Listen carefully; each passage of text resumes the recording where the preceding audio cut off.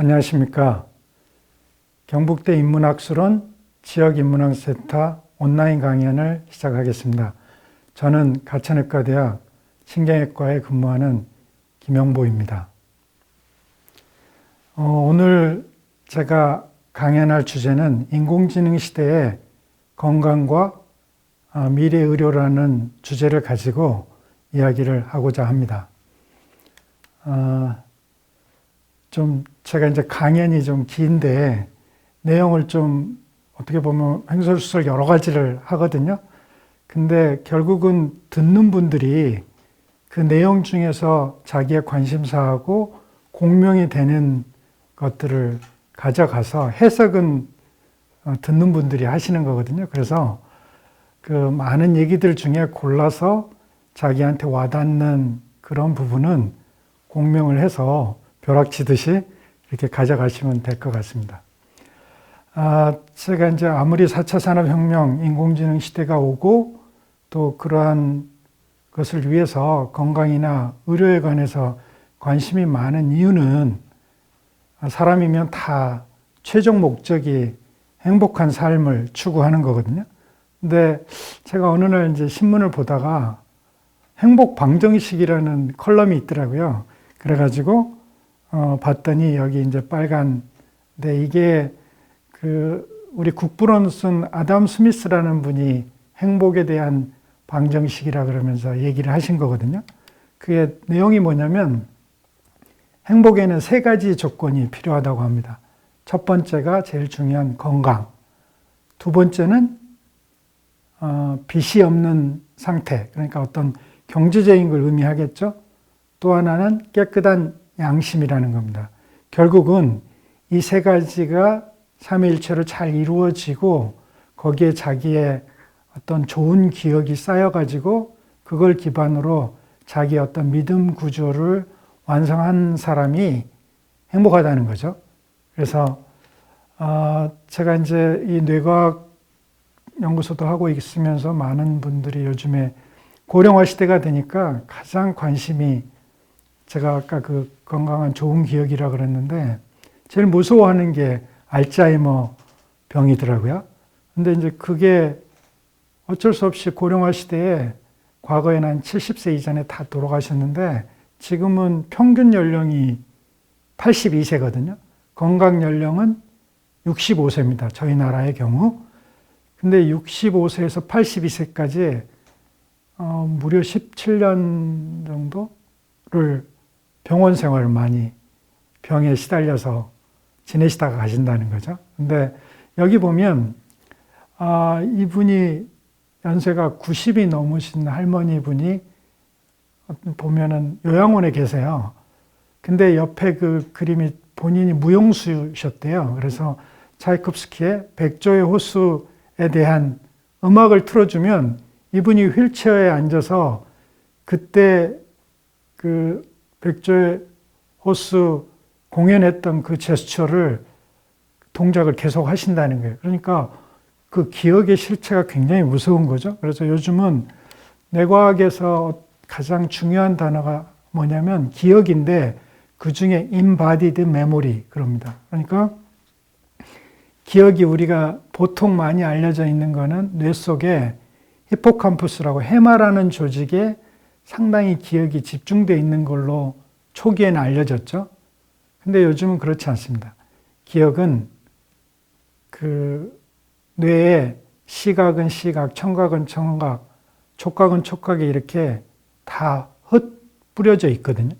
그거를 이제 기억을 인출할 때 같이 네트워크로 엮어갖고 한 번에 온다는 거죠. 근데 요즘은 머리를 넘어서 온몸에 기억이 된다는 거예요. 그러니까 요즘에 우리 김연아 선수가 피겨 잘하잖아요. 뭐 트리플 악셀도 하고. 근데 그게 그 기억이 뇌에만 있는 게 아니라 이 트리플 악셀을 하려면 우리 온몸에 그런 근육들의 정확한 동작이나 이런 게 같이 기억이 된다는 거죠. 그래서 요즘은 기억의 실체가 embodied memory라고 그래갖고 우리 몸 전체로 확산돼가는 이제 그런 단계에 있습니다. 이거는 이제 작년에 노벨 물리학상 받으신 로저 펜로즈라는 분의 펜로즈 타일이라는 거죠. 그러니까 어떤 이런 도형들이 이렇게 변해가잖아요. 물론 이제 네덜란드 그 화가 애셔의 그림도 보면은 갈매기들이 막 점점점 변해가서 하늘로 가고 그런 것들이 있듯이 이게 어떻게 보면 많은 게 연결되어 있다는 그런 의미를 보여주는 겁니다. 이제 저는 어려서 어떻게 보면 우주에 대한 관심이 많아가지고 물리학도 하고 싶고, 근데 제가 왜 이 사진을 강연에 이제 가끔 쓰냐면 이 사진 하나가 저한테 시간과 더불어서 공고화된 제 기억이죠. 어렸을 때 사진들이 이렇게 있음으로 인해서 그 시절의 기억이 다 리콜이 되는 거죠. 그 기억이라는 게 참 중요한 것 같아요. 제가 10살 때, 초등학교 4학년 때 사진이고요. 그러면 이때 어디서 왜 찍었는가가 이 사진이 있냐 없냐에 따라서 다른 거죠. 굉장히 무서워요. 제가 어려서 큰 상을 한번 4학년 때 받았어요. 제 키보다 큰 우주선을 만들어가지고 이게 이제 뭐 어린이회관에 일주일간 막 한 달 정도 소개된 적도 있고 그런데 제가 69년에 이제 우리나라 미국에서 나사에서 아폴로 11호 달 착륙한 걸 보고 아이디어를 얻어가고 한 거거든요. 이런 기억들이 우리 삶의 실체고 그 좋은 기억을 자기의 믿음 구조로 가져가는 게 행복의 기반이라는 얘기를 하고자 한 겁니다. 이제 저희 아버님도 돌아가셨는데 어머님은 12년 전, 아버님은 2년 전, 지금은 고아가 된 셈인데 이제 아버님이 물려주신 족자예요. 역지사지. 그러니까 다른 사람의 입장에 서서 이해를 하면 세상은 많이 해결이 된다. 어떻게 보면 이게 이탈심이고 그런 것 같아요. 그러니까 자기의 어떤 믿음 구조도 이런 사자성어하고 얽혀서 동아시아권은 이런 한자 문화권에서 사자성어가 많으니까 굉장히 화강동진, 화이부동, 역지사지 이런 것들이 우리가 기억하기 쉬운 거예요. 이미지처럼. 그래서 동양의 어떤 분들이 현명한 사람이 많은 것 같아요.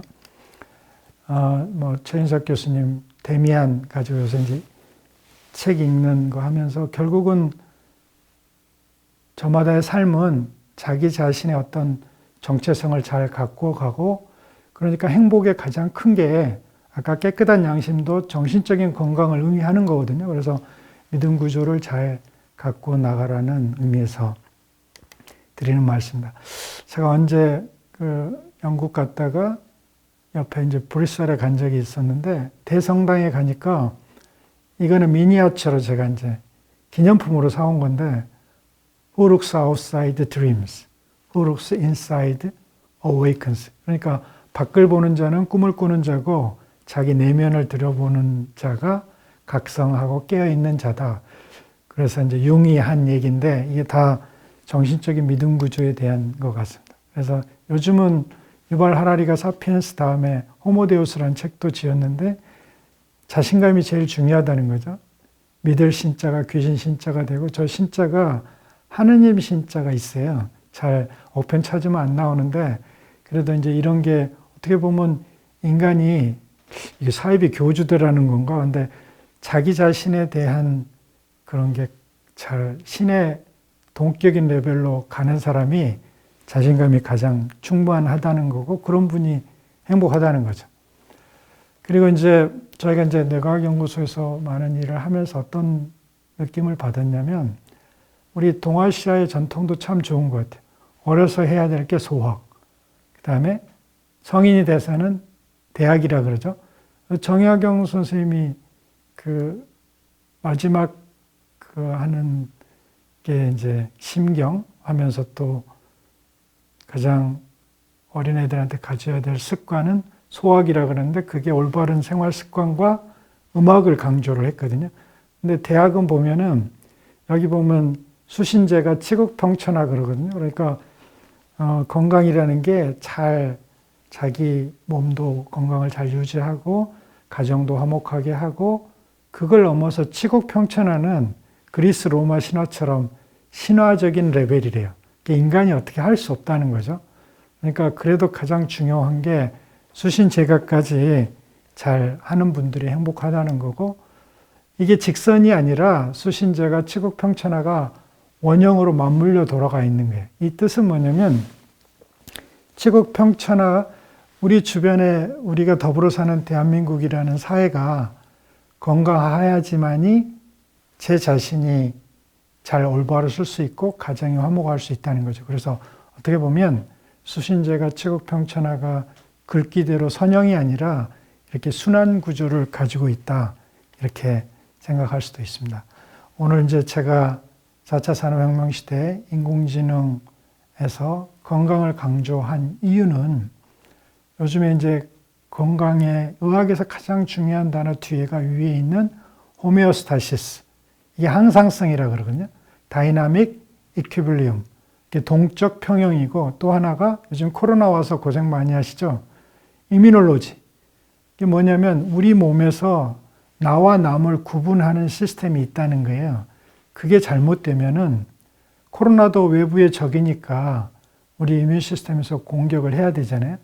근데 가끔 가다가 스트레스 과도하게 받아서 자가 면역 질환이라는 거는 자기 이뮤 시스템이 자기 정상적인 세포를 공격하는 병들이 많거든요. 요즘 현대 사회는 자가 면역 질환이 굉장히 늘어나고 있습니다. 그러니까 호메오스타시스, 항상성과 이뮤놀로지, 면역이 건강의 주체라는 거죠. 그런데 우리 육체를 가진 인간은 존재 방식이 육체니까 거기에 가장 중요한 거는 호메오스타시스입니다. 그러니까 균형, 평형을 의미하는 거거든요. 그러니까 너무 과하면 다 병이 걸리는 거예요. 모든 면에서. 요즘은 굶어 죽지 않죠? 요새는 많이 먹어서 죽는다 그래요. 대사질환 오고 비만 오고. 그래서 이게 먹은 만큼 운동도 하고 해서 입력과 출력을 잘 맞춰주는, 그게 건강에 가장 중요한 항상성이라는 단어고, 대신에 하이퍼프론탈리티라 그래서 인간이 지금 문명을 이렇게 창조하고 큰 지구상의 주인으로 갔던 이유가 바로 이런 허구라든지 가상, 현실을 만드는 무한한 상상력이라는 거죠. 이게 바로 인간의 뇌가 가지고 있는, 여기에는 허기가 져가지고 아무리 지식을 갖다 부어도 몸처럼 많이 먹었다 그래서 탈나지 않는다는 거죠. 그래서 이 몸을 가진 육체적인 거하고 하이퍼프론탈리티, 정신적인 거는 약간 다르다는 걸 강조를 하고 있습니다. 결국은 건강이라는 게 아까 행복의 세 가지 조건 중에 첫 번째 건강이 이 삼위일체가 잘 이루어져야 돼요. 육체적 건강, 정신적 건강, 사회적 건강. 육체적 건강이 1번의 건강이고, 아담 스미스가 두 번째 정신적 건강은 아까 깨끗한 양심이라 그랬잖아요. 그다음에 세 번째 빚이 없는 상태.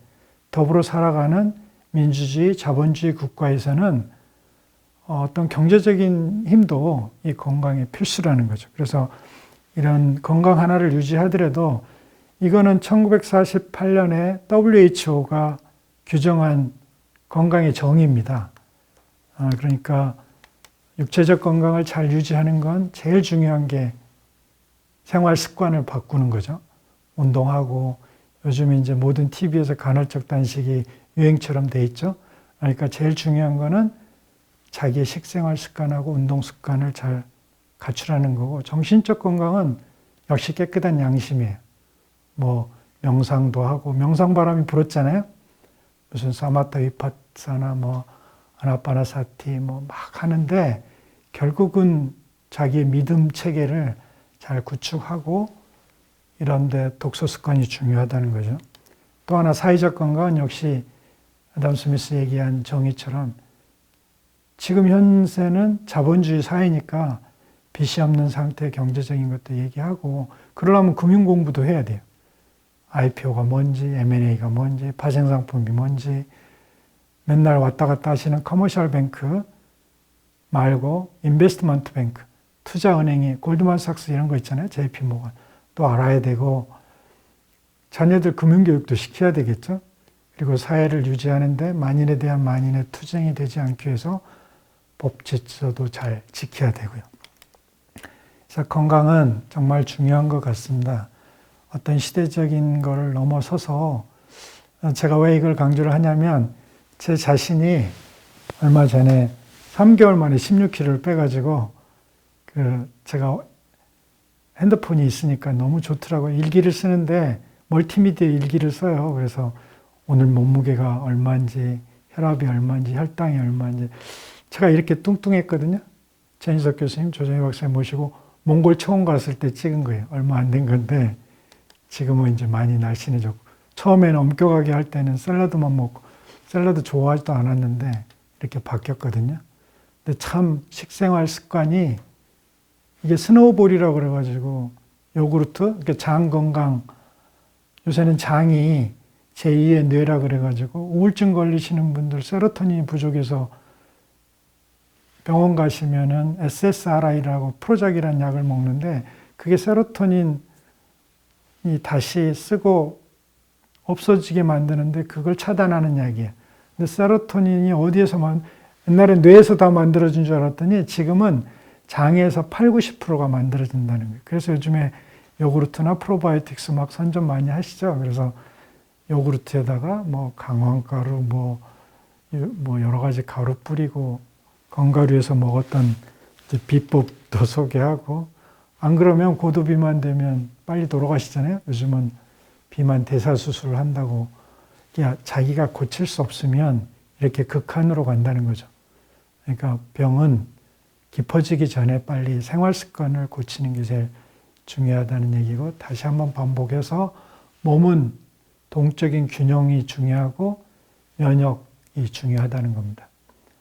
비만 이런 책 보고 제가 하나는 독소를 비우는 몸이 이게 단식액이거든요.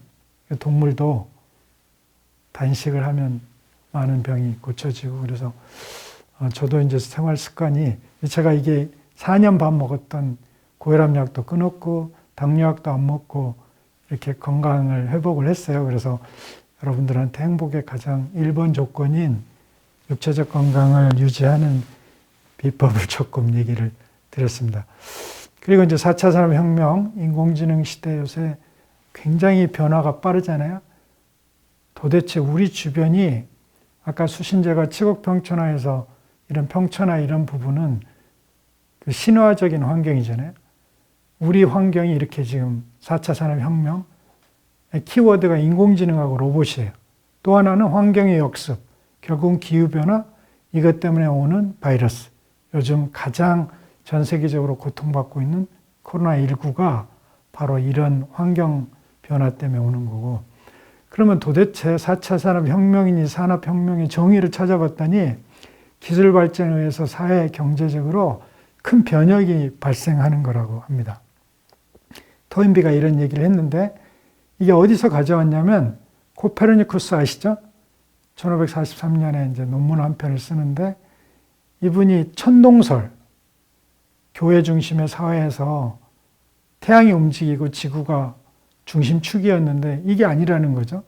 오히려 태양을 중심으로 지구가 돈다는 지동설을 주장한 분의 논문 이름에 천구의 회전이라는 게 있어요.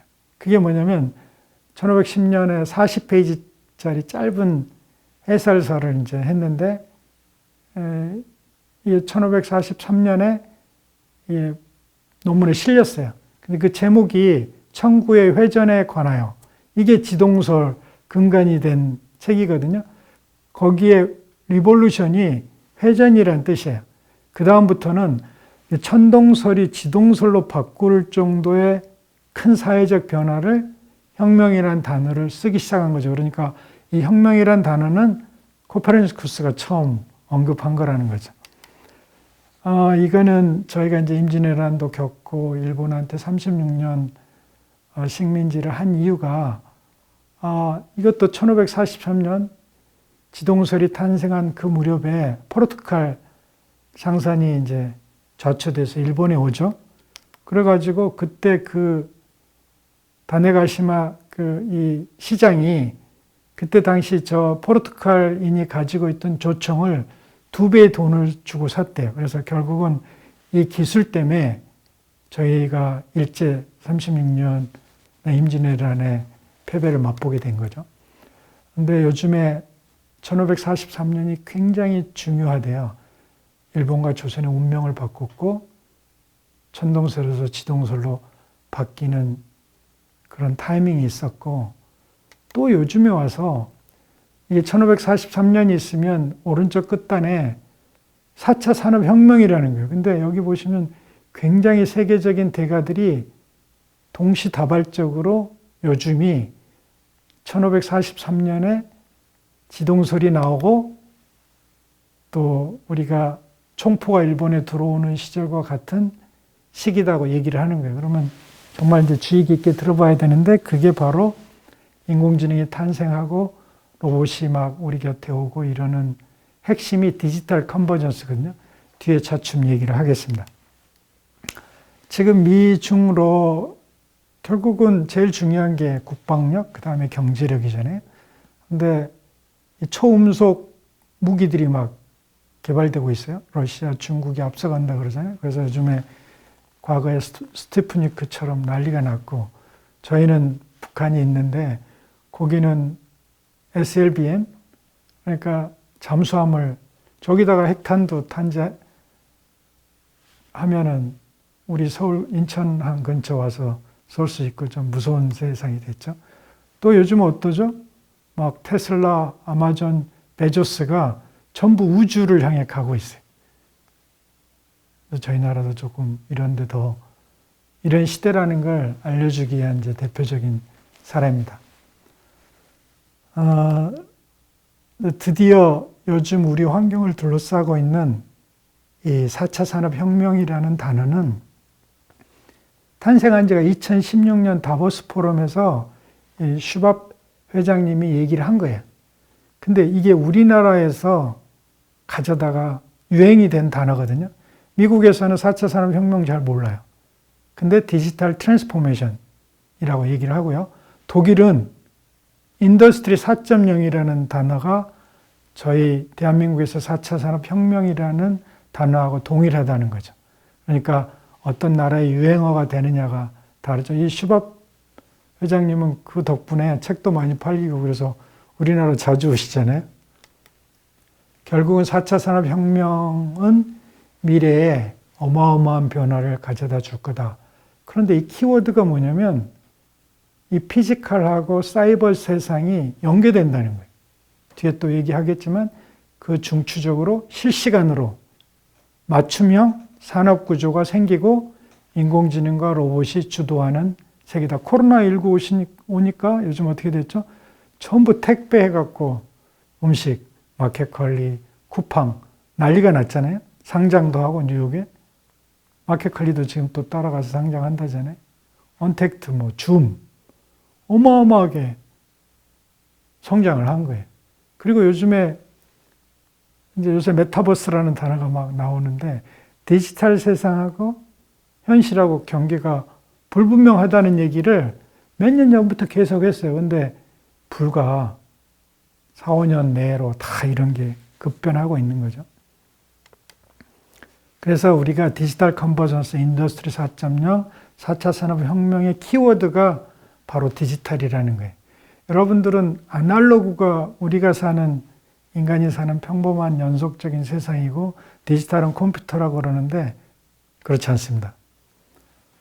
여기서 보면 도대체 실제라는 게 뭐냐 하는 큰 테마를 가지고 영화가 두 편이 있죠. 하나는 매트릭스, 하나는 아바타. 근데 매트릭스는 우리가 사는 이 현실이 다 조작된 가상의 현실 속에 살고 있다는 거고, 아바타는 거꾸로 우리가 거의 세컨드 신이 돼가지고 우리가 만든 가상현실로 우리의 대리인을 보내서 거기서 또 산다는 거죠. 그게 요즘 메타버스고, 요즘 걸그룹들 막 나오자마자 아바타 같이 나오잖아요. 아바타 영화 나온 지 불과 한 5년 정도? 이 정도에서 세상이 이렇게 이분들의 예측이 다 맞았던 거죠. 더 중요한 거 있죠. 한 3년 전인가 기억하는데 스티븐 스필버그가 레디 플레이어 원이라고 영화 보신 분들도 있을 거예요. 이게 어찌 그리 지금의 메타버스, 가상현실 세계, 그때만 해도 공상과학 영화였는데 지금 현실에 가까이 왔거든요.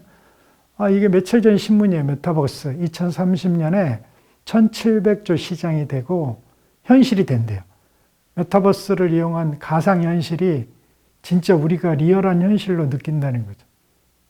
참 무서운 세상이죠. 또 하나 있죠. 요새 넌 펀지블 토큰 그래갖고 무슨 가상 이런 작품 판화도 아니고 판화도 막 찍어내는데 저런 게 블록체인 기술하고 합쳐져 갖고 유일성을 대표하니까 이게 실질 작품보다 디지털 저 작품이 몇백억 하잖아요. 이게 과거에 이해가 될 만한 일들이 아니잖아요. 이거 보십시오. 트위터를 만든 그 창시자가 처음에 트위터 만들었다고 한번 얘기한 그 조그마한 트위터에 올린 글귀 하나가 얼마라고요? 33억에 팔렸답니다. 이게 도대체 뭘 의미하는지 모든 지금 미술 시장 이런 거 또 음악 시장 아이돌들이 전부 메타버스 가상 현실하고 블록체인하고 블록체인 그러면 비트코인 생각나시죠? 근데 금융만 있는 게 아니라 예술계도 다 변하잖아요. 더 무섭죠? 이게 정말 무섭고 우리가 이런 거를 디지털을 이해하려면 굉장히 철학적이 돼야 돼요. 그리고 여러분들 살아가는 우리의 현실에 몸을 가진 일상적인 고전 역학만이 통하는 게 아니라 우주, 블랙홀, 얼마 전에 돌아가신 스티픈 호킹의 블랙홀, 로저 펜로즈도 그거 같이 해가지고 작년에 노벨 물리학상 받았잖아요. 미시계는 뭐죠? 양자역학의 세상. 요새는 이제 양자 컴퓨터 나와가지고 세상이 또 완전 뒤바뀔 거라 그러잖아요. 이 양쪽 세계도 우리가 사는 세계예요. 거시계는 SF고 미시계도 SF 플러스 우리하고 관련 없다고요. 코로나 여러분들이 고생해서 마스크 쓰고 다니는 거는 코로나 눈에 보이세요? 그 미시계잖아요. 그 미시계에서 일어나는 게 우리 현실을 바꾸고 있거든요. 그러니까 이 양쪽에 대한 지식을 포함한 자기 믿음 구조 속에서 디지털로 들여다봐야 된다는 거예요. 이 책이 참 까를로 로벨리라고 이탈리아 분인데 지금 프랑스에 계시는데 그 양자역학 극에 가면 양자 중력 이론, 대통일장 이론이라는 것에 가장 루프 양자기 이론의 첨단에 서 계신 분이 책을 썼어요. 근데 저희 나라는 운 좋게 이분 책 3권이 다 번역돼 있어요. 한번 관심 가지면 읽어보시면 저 책이 도대체 불교 책인지 양자역학 책인지 철학 책인지 알 수가 없어요. 일반 인문학자분들이 하시면 철학이라 그러는데 이분은 엄격한 세계 최고의 양자 중력 이론 전문가예요. 그분이 쓴 책이니까 과학서적 아닌가요? 근데 우리가 보면 이분이 다루는 숫자가 10의 마이너스 43 세컨드, 10의 마이너스 43초래요. 이걸 어떻게 이해하시죠? 그분이 다루는 영역이 10의 마이너스 43승초래요.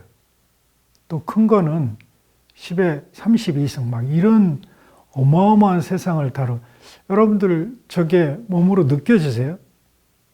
인간의 몸에 가지고 있는 우리의 센서로는 우리 오감이라 그러죠. 시각, 청각, 후각, 촉각, 표현감각 이런 것들이 닿지 않는 거예요.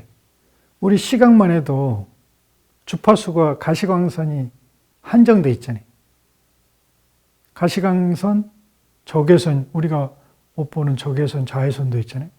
또 감마레이도 있고요. 많아요. 그러니까 이런 세상도 우리 옆에 있고 바이러스는 크기가 얼마나 될까요? 그러니까 10의 마이너스 몇 승 내려가는 건 우리 일상이 아닌 거죠.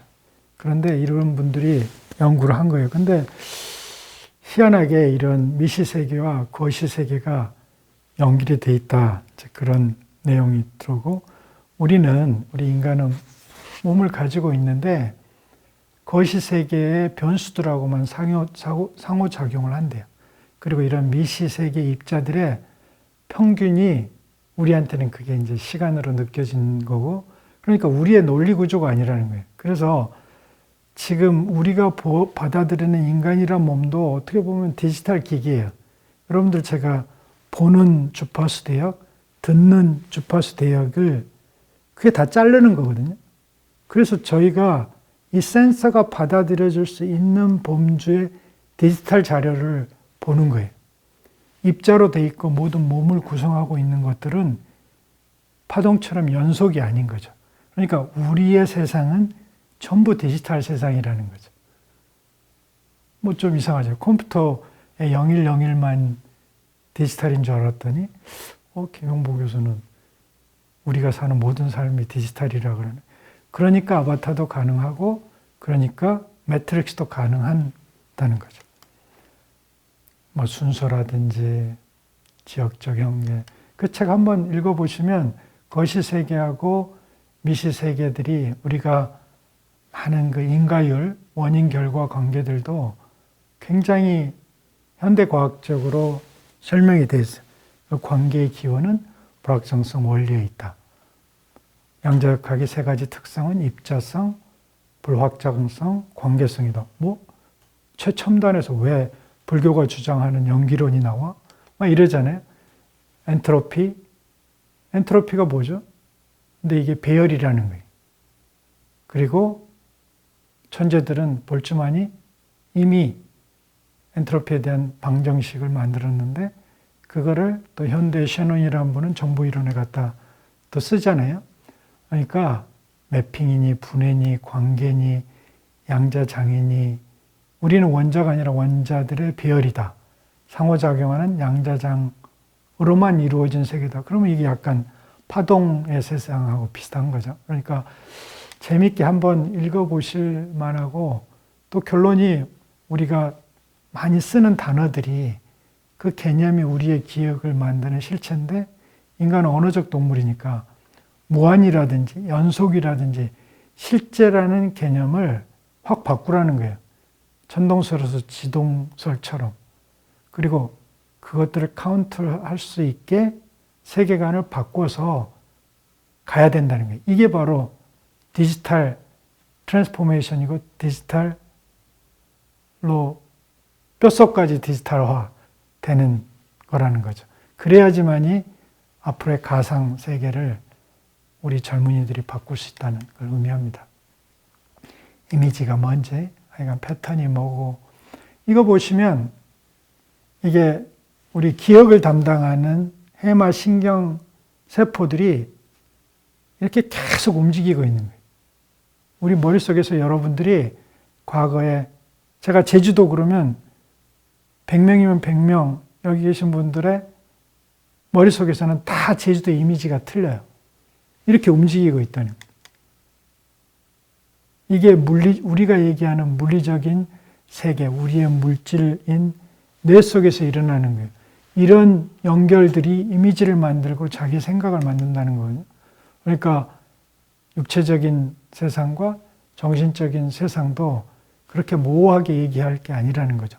미시세계에 들어가면 우리 거시 일반 몸을 가진 인간이 느끼는 개념이 완전히 틀려지는 거죠.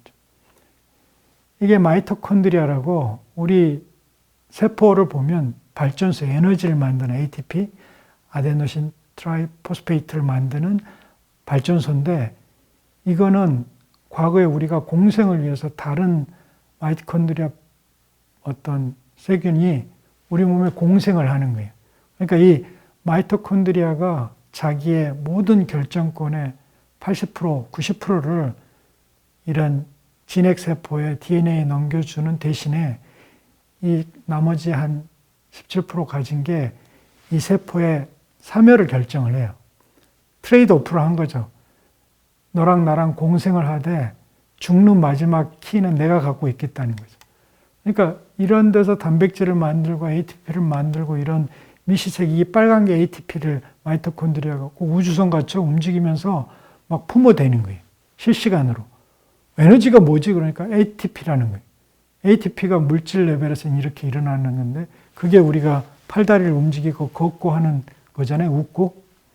참 무서운 얘기입니다. 요즘은 DNA 이런 유전공학이 발전해서 우리 인류의 기원을 뿌리를 찾는 게 바로 마이토콘드리아가 모계 유전만 되거든요.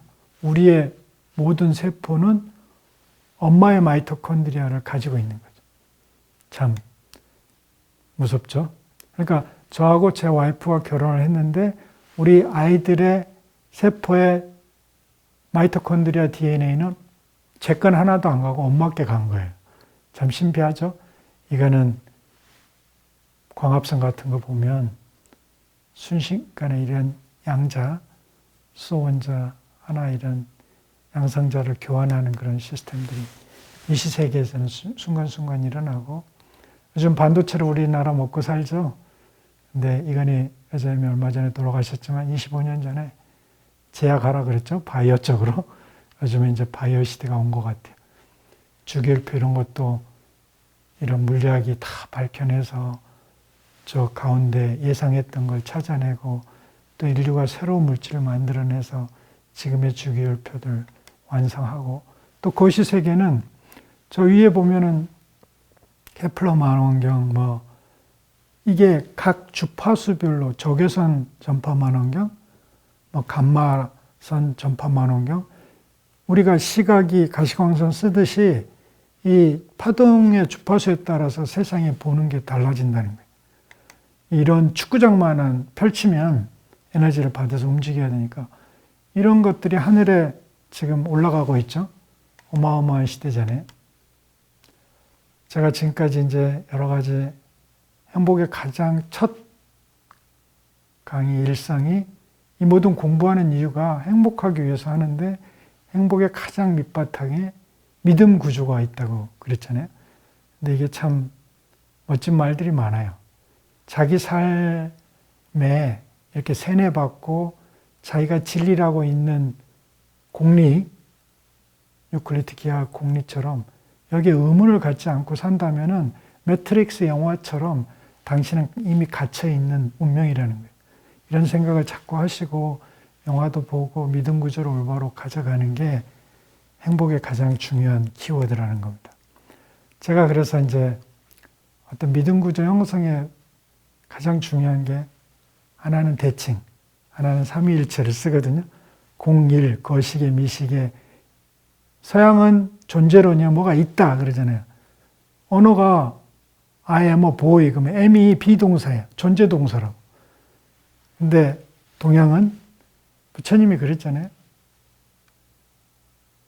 삼법인 뭐하고 다 연기론, 연기 이꼴 공, 이런 걸 깨닫는 게 관계론이지 이게 뭐가 있다 하는 실제론이 아니라는 거죠. 이거를 물리학적으로 내려가면 한쪽은 파동을 얘기하고 있고 한쪽은 입자를 얘기하고 있고 마음, 몸, 뭐 이런 에너지 물질 이렇게 생각할 수 있어요. 그러니까 독서를 하고 무슨 세상을 볼 때 동사 하나만 해도 동양은 두 동사, 행위 동사인데 서양은 비동사, 존재 동사로 돼 있으니까 우리가 언어에 갇히는 거죠. 이런 것도 한번 보시고, 또 하나는 믿음, 소망, 사랑, 기독교에서 가장 중시하는 건데 성부, 성령, 성자가 삼위일체잖아요. 성부를 연구하는 게 신학이고 성령을 연구하는 게 오히려 음악 같아요. 성자, 우리 몸을 가진 거는 의학인데 의학에서 뇌과학은 우리의 정신세계가 의식이 뭔지를 막 연구하니까 이제 이것도 같이 연구를 하는 것 같아요. 요즘에 그 중첩, 얽힘 이런 게 양자 컴퓨터에서 중요한데 이런 쪽에서 바라다 보면 좋은 해안을 가질 수 있겠다. 그러니까 믿음 구조를 형성하는 아날로지컬 싱킹의 방법이죠. 아날로지가 왜 중요하냐면 자기한테 있는 것을 기반으로 비교를 해서 세상을 새로 기억하고 아는 거거든요. 그거 없이는 우리가 세포 강연할 때 시청은 뉴클레스 핵이라 그러고 발전소는 아까 마이토콘드리아라고 리보점은 뭐 무슨 이제 쓰레기 소각장 얘기도 하고 막 그러듯이 제가 아까 횡설수설 다음에 번개치는 거 가져다 놓은 것도 제가 아무리 많은 얘기를 해도 여러분이 가지고 있는 지식으로 다시 재편되는 거예요, 기억이. 그러니까 제일 중요한 건 본인의 개인적인 해석 능력이 중요하다는 겁니다. 그래서 좋은 방법이고, 우리의 최고의 이제 GDP 25%에 해당하는 20% 이상을 삼성이 쥐고 있는데, 이 하드웨어하고 어떻게 보면 노드 이런 것을 링크나 소프트웨어 쪽에 구글이나 아마존은 굉장히 무형의 쪽으로 갔잖아요. IBM이 우리가 아는 컴퓨터 제일 잘 만드는 데고 노트북, 이게 중국에 다 넘기고 지금은 클라우드하고 왓슨 인공지능밖에 안 하잖아요. IBM도 구글과 같이 변하겠다는 거예요. 마이크로소프트도 지금 걸어가고 있고, 최근에 우버, 랩트, 슬랙이 다 상장되잖아요. 또 과거에 자동차 빅3 합친 것보다 우버 기업 가치가 커졌고, 온택트 시대 요즘에 줌 많이 쓰시죠? 근데 109살 된 IBM을 9살짜리 줌이 가치를 시가총액 막 초월하는 거예요. 이게 코로나가 바꾼 IT 지형도예요. 앞으로 이 코로나가 우리의 포스트 코로나 그러잖아요. 얼마나 많은 걸 바꿀지 몰라요. 우리는 어디 가면 카카오톡이나 네이버에서 그 QR코드 찍고 막 그러시죠? 그게 이제 우리의 자유를 많이 억압하는 구조로 가는데, 대한민국은 이제 군사독재 정권 시절도 있었고, 계엄령도 있고, 그래서 많이 국가 말을 잘 듣는 국민들 같아요. 그래서 뭐 핸드폰도 가지고 위치 추적 플러스 신용카드만 겹치면 다 털리잖아요. 그래서 9살 된 줌이 109살 된 IBM을 추월하는 현상이 코로나가 가져왔잖아요. 앞으로 코로나가 얼마나 많은 산업계를 바꿀지 좀 지켜봐야 될 것 같습니다. 그리고 이제 이 코로나가 현재 민주주의, 자본주의도 변하잖아요. 지금 열심히 대한민국은 화이자하고 아스트라제네카하고 맞고 있는데, 제가 이런 얘기하면 좀 우울하지만 이미 브라질에는 변이 바이러스가 너무 많이 창궐 해가지고 사망률이 높아지고 있죠. 우리 다음 겨울 되면 그게 다시 우리나라에 오죠. 그러면 지금 맞았던 백신들은 또 무용화되는 거예요.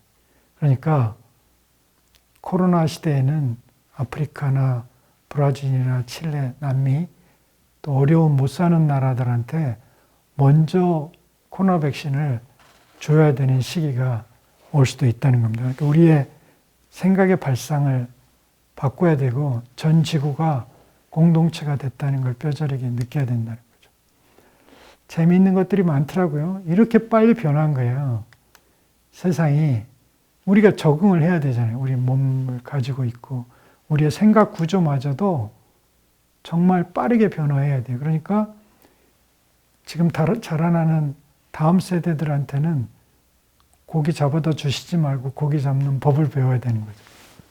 언어도 가르쳐야 되고 코딩이라든지 디지털에 대한 기본 디지털 언어도 가르쳐야 되고 금융이라는, 요새 다 주식으로 돈 벌고 게임하고 파생상품하고 그러잖아요.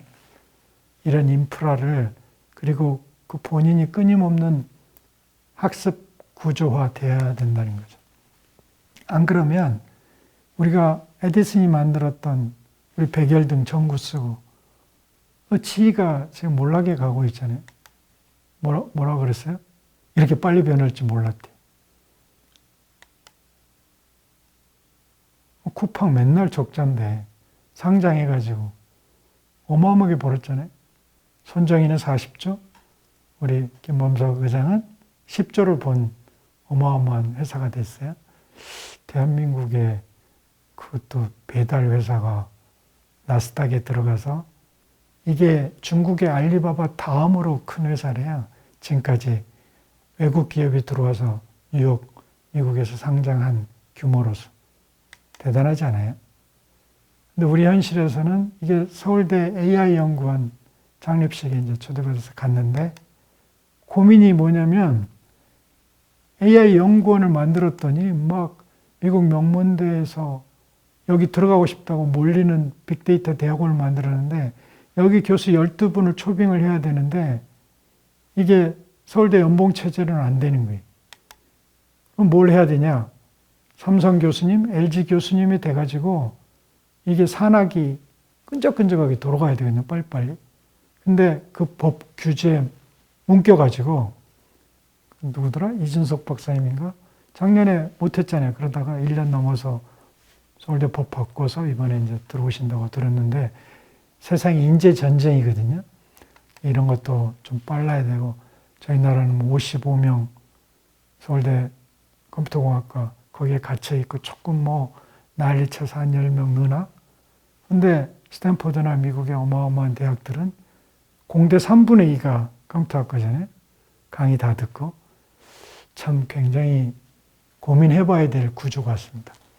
여기 보면 AI 경쟁에서 이기려면 연봉 10억인 그런 교수들이 나와야 된다는 거예요. 근데 저희는 의료계하고 교육계, 대학이 가장 사회주의 시스템을 가지고 있는 것 같아요. 중국도 천인 프로젝트에서 되면은 뭐 1억 5천까지는 외부에 있어도 쓸 수 있고 안에 들어오면 기업하고 매칭해서 8억 9천인가 뭐 연구비 대주고 그러잖아요. 여기 보시면은 며칠 전 신문인데 통합 과정에서 이렇게 많이 변화가 오고 있고 대학에서는 옛날 객체지향 자바 교육하고 있는데 현장에서는 파이썬 쓰는 거죠. 그러니까 대학을 믿지를 못하는 거예요. 얼마나 빨리 변하는 세상인데.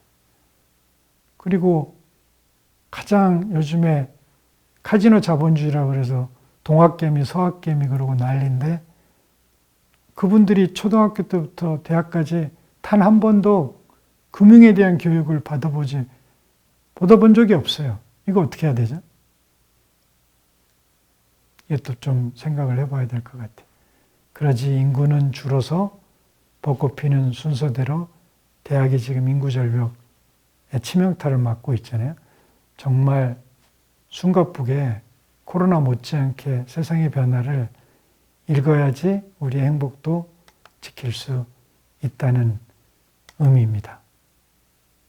그러면 이제 지금부터는 4차 산업혁명의 가장 큰 키워드가 하나가 인공지능이고 하나가 로봇입니다.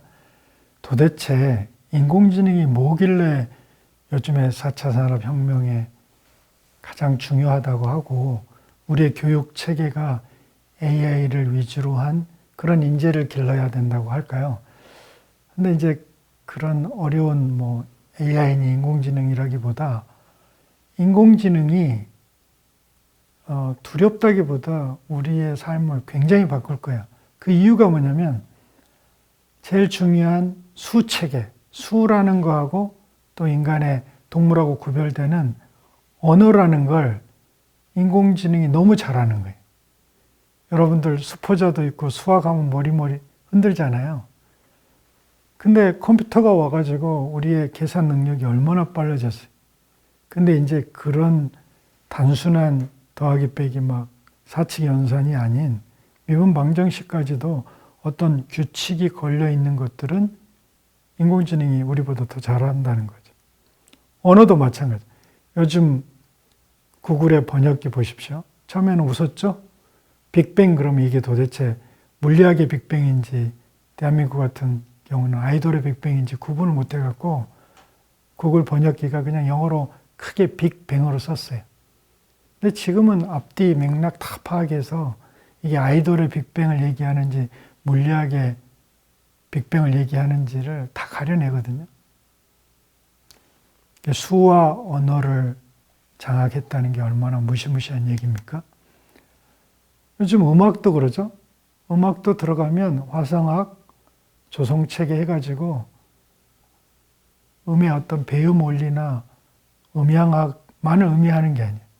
우리가 화성체계라든지 이런 데서 다 이게 규칙이니까 규칙화되고 수화될 수 있는 모든 것은 인공지능이 다 하는 거예요.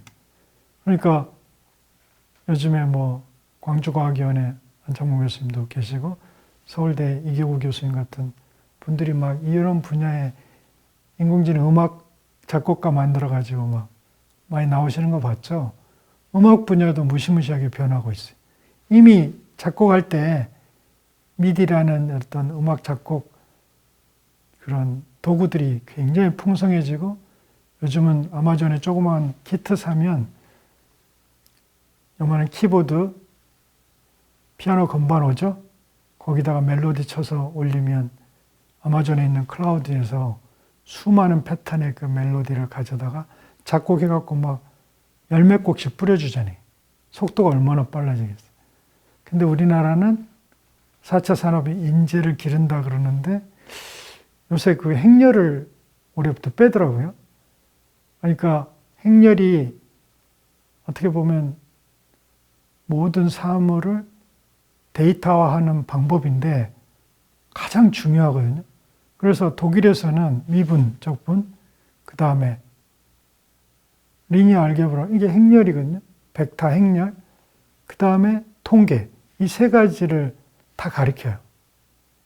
근데 우리나라는 최근에, 그래서 서울대 문병로 교수님, 컴퓨터학과에 금융 쪽에서도 잘 하시는 분 있잖아요. 이분이 컬럼을 쓰신 거예요. 이게 뭐죠? 오, 통제라. 고교 수학에서 행렬을 뺀다고? 우리 한번 생각을 해봐야 되는 거예요. 교육계에 임하고 많은 분들이 큰 맥락을 모르고 한쪽에서는 4차 산업 인재를 길러야 된다고 그러면서 실질적으로 과목에서는 빼는 거예요. 선형대 수학을. 참 얼마나 빨라요.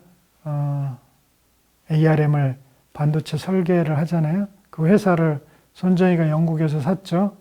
최근에 힘들어가지고 다시 엔비디아에 팔았잖아요. 엔비디아라는 회사는 젠슨 황이라는 미국계 중국인이 세운 회사인데 그래픽 프로세스 유니트 GPU 만든 비트코인 하면서 여러분들 GPU 사재기 바빴잖아요. 그게 행렬 연산하는 반도체들이거든요.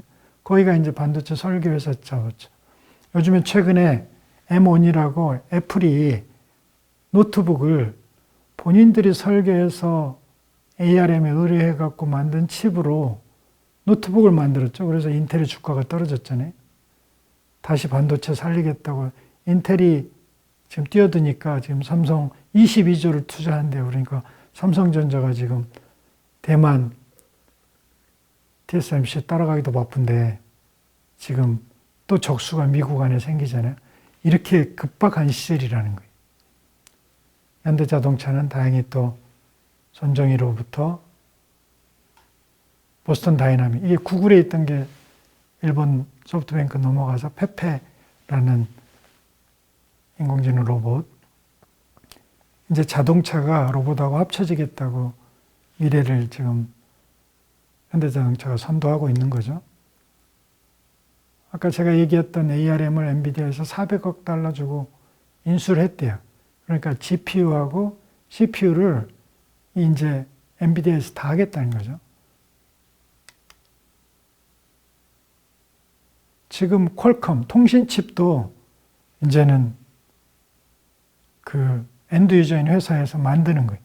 이제는 앞으로 마이크로소프트나 애플이 통신칩, 그 다음에 CPU를 다 자기네들이 설계해서 위탁 생산 줘가지고 자기 노트북에, PC에 장착하겠다는 거예요.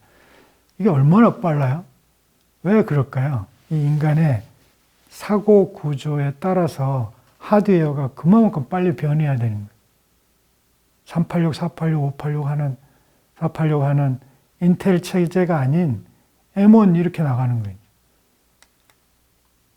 앞으로 이런 AI 반도체 시장에 우리 뛰어들겠다고 우리 최 장관님께서 선언하시고 비전도 보여주셨죠. 정말 빨리빨리 따라잡아야 될 것 같아요.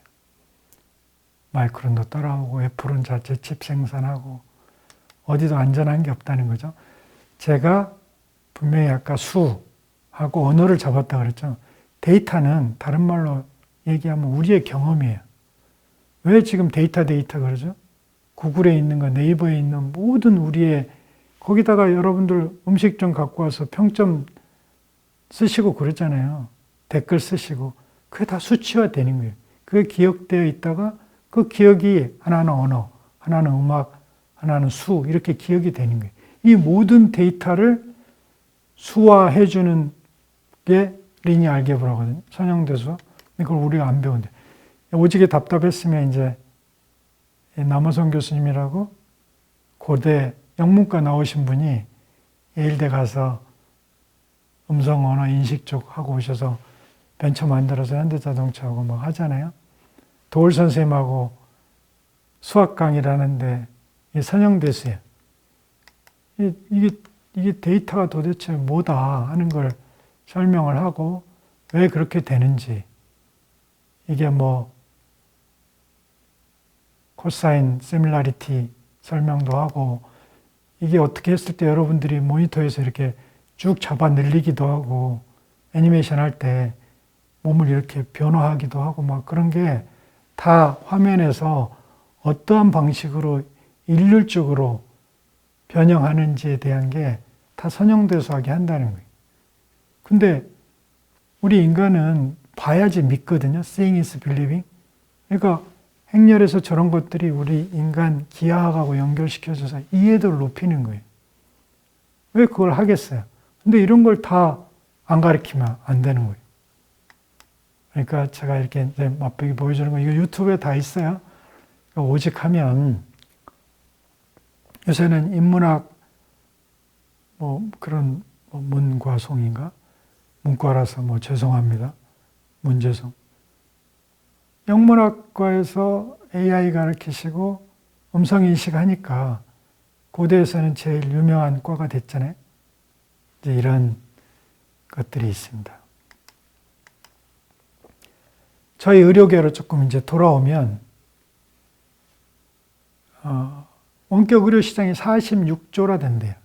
그래서 미국, 일본, 중국은 족쇄 풀고 일이 다 가는데 K-방역이고 세계에서 가장 좋은, 전 세계 유일한 전 국민 의료보험 체계를 가진 우리나라는 왜 이렇게 영리한 의사들이 머리 두들르고 반대하는 원격 의료 시스템이 됐을까요? 이거는 어느 한쪽의 일방적인 이기심이 아니에요. 많은 분들이 그걸 오해하더라고요. 의사들이 너무 이기적이다. 그렇지 않습니다. 보시면 중국은 이게 보면 퍼스트 AI 호스피탈을 그 우천성에 만드는 이 그룹이 이 음성 인식에서 세계적인 그룹이에요. 이런 분들이 우리 한국 저희 연구소 찾아오고 막 그랬거든요. 이게 지금 세계는 이런 디지털 컨버전스 4차 산업혁명 기류를 타고 지금 부지런하게 원격 의료 시장으로 가는 거예요. 지금 몽골하고 러시아에서 한국의 좋은 의료 시스템을 이용하기 위해서 많은 분들이 오는데 조만간 저기가 다 원격 진료할 거예요. 우리는 개인정보보호법 최근에 이제 바뀌긴 했지만 아직도 의료계의 그런 데이터들이 굉장히 중요한 데이터로 묶여 있어갖고 옴짝달싹 못해져. 이런 것도 조금 변화가 빨라야 될 것 같습니다. 여기도 보면 잘 들여다봐야 돼요. 우리의 K방역의 가장 싼 의료보험, 오바마 대통령이나 힐러리 클린턴이 담고 싶었던 오바마 케어의 모델이 대한민국인데 왜 그런 대한민국에서는 의료에서 중병 고치는 가장 필수과의 내과, 외과, 소아과, 산부인과를 안 하려고 그럴까요? 이게 의료진들의 이기심만이 아닙니다. 우리의 성공을 가져다주는 저렴한 의료체계에 블랙홀이 있었던 거죠. 그러니까 이제는 머리를 앞대고 서로 잘 풀어나가야 될 것 같아요. 그래서 제가 이제 다음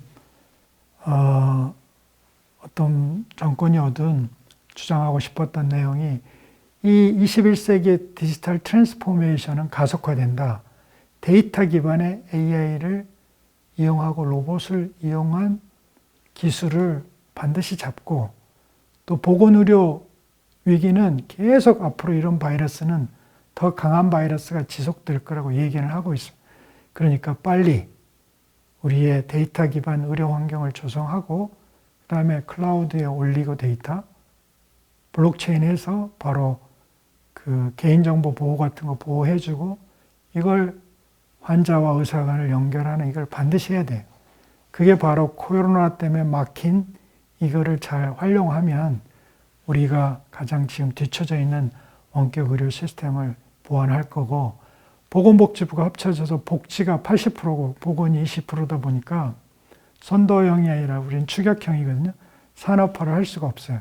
그래서 이번에 코로나 때문에 질병관리청 독립되듯이 보건청을 보건부를 독립해서 이런 걸 도와주지 않으면 할까, 그런 생각도 해봅니다. 그리고 이제 이게 아까 블록체인이 페이스북이 리브라 해가지고 지금 뛰어들고 있잖아요. 중국도 이미 중앙은행이 해서 이번에 스촨성, 저번에는 셴젠, 심천에 돈 나눠주던 이번에 스촨성에다가 또 돈 뿌렸잖아요. 이제 세계 디지털 패권 전쟁 하는 거예요, 화폐. 우리도 이것도 잘 들여다보고, 이런 디지털 세상에서의 인공지능이 수와 언어를 장악했다는 키워드를 밑에 깔고 선형대 수학을 가르치고 미래의 이 세상에 가장 빨리 적합하는 국가만이 이제 또 다른 선도적인 국가가 되리라고 생각을 합니다. 결국은 빨리 블록체인, 디지털 화폐, 인공지능 이런 미래 인재를 길러야지 우리나라에 미래가 있고, 이걸 기반으로 원격 진료도 꼭 이루어야 될 것 같습니다. 지금 이미 요즘에 코로나 때문에 들어가면 그 체온 재는 데서 화면 인식 다 하고 디지털 체온기로 다 해주잖아요. 그러니까 이제는 QR코드 안 해도 이제 언젠가는 안면 인식으로 다 해결될 정도로 빨리 가고 있다는 거죠. 이런 규제가 많으면 우리가 만인에 대한 만인의 투쟁이나 잘못되고 좋은 길을 빨리 가기 위해서 규제로 고속도로를 만들어졌는데 세상이 너무 다변화되는 거예요. 옆길도 막 만들어져야 되고. 근데 그거를 고속도로만 앞에 막혀 있는데 지속하다 보면 12시간 걸리는 거죠. 서울에서 부산 가는데. 그러니까 기업하시는 분들이 먼저 알고 다 해외로 도망가는 거예요. 어떤 분이 책을 쓰셨더라고요. 미래는 규제할 수 없다고. 이 단어의 의미도 정말 잘 알아야 될 것 같습니다. 정말 중국은 세계적인 인재들이 전 세계에 뻗어 있으니까 그분들이 미국의 상층부의 정치인들을 많이 교육시키는 것 같아요. 그래서 지금 세계 패권 전쟁에서 중국 제조 2025에서 물론 반도체 하려다가 미국 제재로 화웨이나 지금 탄센트 제재받고 있지만 언젠가는 또 이분들이 우리 앞길을 막겠죠. 정말 쓰나미죠. 그래서 AI를 바라보는 시각이 좀 더 기초적인 펀더멘탈에서 이루어져야 될 걸로 생각을 합니다. 이번 시간에는 우리가 인공지능 시대에 가장 우리의 중요한 행복을 유지하는 법과 건강과의 관계에 대해서 알아봤습니다. 다음 시간에는 인공지능 시대의 어떤 미래가 어떻게 변할 건가에 대한 얘기를 주로 해보도록 하겠습니다.